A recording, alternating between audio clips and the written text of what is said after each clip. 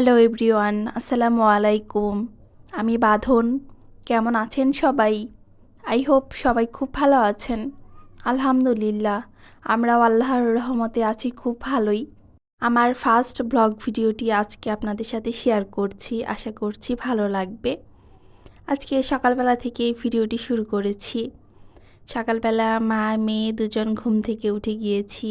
মেয়ের বাবা সকাল সকালে উঠে যায়, আর আমরা দুজন একটু লেট করে উঠি। এদিকে সব কিছু একটু ক্লিন করে নিয়েছিলাম। রান্না অলরেডি করে ফেলেছি, সকালের নাস্তা। রাতের তরকারি ছিল মাংসের তরকারি, আর একটু খিচুড়ি রান্না করেছি, যেটাকে আমরা চাউল বিরন বলি বা ভুনা খিচুড়ি দুটাই বলি। রান্না করে নিয়েছি, আর মাংসের তরকারি আছে, সেটা দিয়েই হচ্ছে মেয়ের বাবাকে খেতে দিব। আর মেয়েকে খাওয়ানোর পর হচ্ছে আমি খাবো। আজকে মেয়ের বাবা বাসায়, তাই আমি সকাল সকাল নাস্তা বানিয়েছি।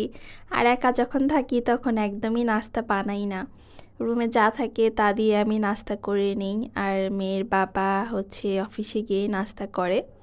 একা একা আসলে নাস্তা বানিয়ে খেতে ইচ্ছে করে না একার জন্য, তাই রুমে যা থাকে ব্রেড, কলা, তারপরে হচ্ছে রাতের যদি ভাত থাকে সেগুলোই খেয়ে নিই। আর আমার মেয়েটার জন্য নাস্তা একটু বানাই, বানিয়ে তারপর তাকে খাওয়াই। আর এই তো হচ্ছে মেয়ের বাবা খেয়ে নিচ্ছে এদিকে খিচুড়ি আর মাংস। তারপরে আমি একটু রুমটা ক্লিন করে নিচ্ছিলাম। তারপর তো আবার দুপুরে রান্না বসাতে হবে। আর আমি দুপুরে রান্না দেখা যায় কি 11টা সাড়ে 11টার মধ্যেই বসিয়ে দেওয়ার চেষ্টা করি, 1টার মধ্যে রান্না শেষ করে ফেলি। আমার প্রতিদিনের রান্না দেখা যায় কি খুবই তাড়াহুড়ো করে শুরু করতে হয় সকাল সকাল, না হলে লেট হয়ে গেলে আমার ভালো লাগে না। সব কাজই দেখা যায় যে লেটই হয়ে যায়। গোসল, তারপরে হচ্ছে মেয়েকে খাওয়ানো, ঘুম পাড়ানো, গোসল করানো, তারপরে তো আমার কাজ থাকেই। তাই যত তাড়াতাড়ি সম্ভব হয় সকালে নাস্তাটা করেই দুপুরে রান্নার প্রিপারেশন নেওয়া শুরু করি। আর দুপুরে রান্নায় দেখা যায় কি গোছ কাজ করে রান্না বসালে অতটা দেরি হয় না, তাড়াতাড়ি হয়ে যায়। যদি সব কিছু কাটাকাটি করে তারপরে হচ্ছে গুছিয়ে আমি রান্নাটা বসাই, আমার রান্নার সময় লাগে না, 1 ঘন্টার মধ্যেই শেষ হয়ে যায়। 2 চুলায় রান্না বসাই, আর ভাত হচ্ছে রাইস কুকারে বসিয়ে দিই। তারপর রান্না শেষ করে রুমের কাজ তো অনেক থাকে, মেয়েকে খাওয়ানো, গোসল করানো, ঘুম পাড়ানো। তারপর হচ্ছে আমার কাজ থাকে, নিচে গোসল করতে হয়, একটু খেতে তো হবেই, দুপুরের খাবার খেতে হয়, একটু রেস্ট নেই। এই তো। আর বাহিরে আজকে অনেক রোদ। আর এই তো এটা হচ্ছে আমার টুনটুনি পাখি আদিতামণি। সে এমনি কোনো কান্নাকাটি করে না, আমাকে ডিস্টার্বও করে না। মাঝে মাঝে যখন মুড ভালো থাকে খেলে, আর যখন একটু বেশি কান্নাকাটি করে একটু কার্টুন দেই। এই তো, সে একা একা থাকতে এখন অভ্যস্ত। তার রুমে একাই সে থাকে, ছোট থেকে একাই বড় হচ্ছে, তাই অতটা তার সমস্যা হয় না, স্যুট করে গিয়েছে। দুপুরে এদিকে রান্না বসিয়ে দিচ্ছি। আজকে রান্না করব হচ্ছে পাঙাশ মাছ, যেটা আমার প্রিয় মাছ। আমি এই মাছটাকে দেখা যায় কি ইলিশের জায়গায় মাছের রাজা বানিয়ে ফেলেছি। পাঙাশ মাছ আমার খুবই পছন্দ। আজকে কুমড়া দিয়ে পাঙাশ মাছ রান্না করব, চাল কুমড়া। চাল কুমড়া আর পাঙাশ মাছ যেহেতু তৈলাক্ত মাছ, যে কোনো সবজি দিয়ে রান্না করলে ভালো লাগে। আজকে চাল কুমড়া দিয়ে রান্না করব।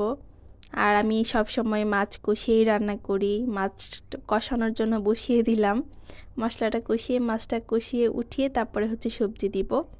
সবজি কষানোর পর আবার মাছগুলা দিয়ে দিব। অনেকে দেখা যায় যে কষানো মাছ খেতে পারে না, ভেজে রান্না করে। আমি ছোট থেকেই কষানো মাছ খেয়ে খেয়ে এমন অভ্যস্ত হয়েছি, এখন ভাজা মাছ খেতে পারি না, ভালো লাগে না। তাই সবসময় কষিয়েই রান্না করি। আর আমার আম্মা, আমাদের এলাকাতে সবাই প্রায় দেখা যায় কি কষিয়েই রান্না করে মাছ। আর এদিকে হচ্ছে ঢ্যাঁড়স ভাজি করে নিচ্ছি। আজকে ঢ্যাঁড়স ভাজি আর মাছ রান্না, এই তো রান্না, আর কোনো রান্না করব না। দুজন মানুষের আসলে রান্না বেশি লাগে না, একদম অল্প অল্প করে যদি 2টা 3টা পদ করি সেগুলাও থেকে যায়। পরে বাসি হলে দেখা যায় যে এটা আর খাওয়া হয় না, খেতে ইচ্ছে করে না, একা একাই খেতে হয় আমাকে। এই কারণে সব কিছুই দেখা যায় যে অল্পই রান্না করার চেষ্টা করি, আর 2 পদের মধ্যেই রাখার চেষ্টা করি সবসময়ই। যখন দেখা যায় যে না কোনো একটা ভর্তা দিলে ভালো হবে, তখন একটু ভর্তা করি, ভাজি আর হয় তরকারি। এই তো, এদিকে আমার মাছ কষানো শেষ, উঠিয়ে নিচ্ছি। উঠিয়ে হচ্ছে সবজিগুলা দিয়ে দিব, সবজি কষানোর পর ঝোল দিয়ে আবার মাছ দিব। এই তো এভাবেই আমি সব কিছুই রান্না করি। আর ছোটো মাছটা তো ওইভাবে কষাতে হয় না, মাখিয়ে বসিয়ে দিলে হয়ে যায়। আর পাঙ্গাস মাছ আমাদের দুজনেরই প্রিয়, দুজনেরই পছন্দের মাছ। আমার মেয়েও খায়, মেয়ে তো এখন ছোটো, যা দিই তাই খায়। মেয়েরও পছন্দের মাছই হবে, যেহেতু বাবা মা দুজনেরই পছন্দ। এই তো চাল কুমড়াগুলো এখন দিয়ে দিচ্ছি, দিয়ে তারপর কষাবো।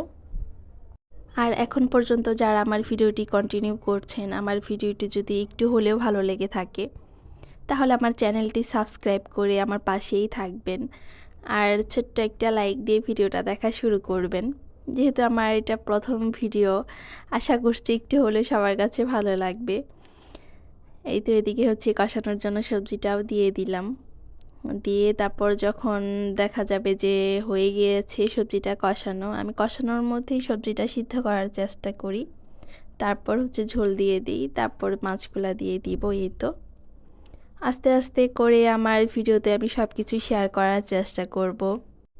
আপনারা অবশ্যই আমাকে সাপোর্ট করবেন, আর আমার ভিডিওগুলো ভালো লেগে থাকলে অবশ্যই কমেন্টে জানাবেন, বা ভুল ত্রুটি কোনো কিছু হলে সেই সব কিছু জানাবেন কমেন্টে, যে না এমন হয়েছে ভিডিওটা, বা এই ভুলটা হয়েছে। যাই হোক, এদিকে আমার ঢেঁড়স ভাজিও শেষ, এদিকে মাছ রান্নাটাও শেষ। একটু রুমের কাজ করে নেব, তারপরে হচ্ছে মেয়ের গোসল খাওয়া এসব। আর ভিডিওটা আজকে বেশি কন্টিনিউ করতে চাচ্ছি না, এ পর্যন্তই রাখবো, ছোট ভিডিওই রাখবো। আর পরের ভিডিওর জন্য সবাইকে আগে থেকে আমন্ত্রণ জানিয়ে রাখছি। আল্লাহ হাফেজ সবাইকে।